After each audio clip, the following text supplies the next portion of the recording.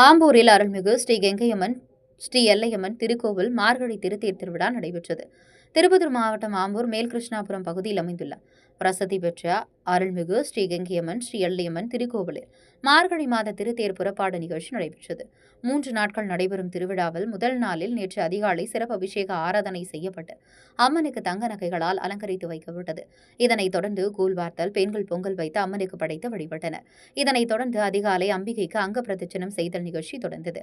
30 அடி உயரம் கொண்ட திருத்தேர் புறப்பாடு சிறப்பு பூஜைகள் செய்யப்பட்டு கெங்கையம்மன் ஆலயத்திலிருந்து திருப்பத்தூர், திண்டுக்கல், தீர்த்தமலை ஆகிய பகுதியிலிருந்து உலகளவில் புகழ்பெற்ற கலைஞர்களின் நையாண்டி, பப்பை, மயிலாட்டம் மற்றும் தாரை, தப்பட்டை, நாதஸ்வரம் முழங்க திருத்தேர் ஊர்வலம் புறப்பட்டு மேல் கிருஷ்ணாபுரம் பஜார், எஸ்கே ரோடு, நேதாஜி சாலை உள்ளிட்ட முக்கிய வீதிகள் வழியாக ஊர்வலமாக சென்று கோவில் வந்தடைந்தது.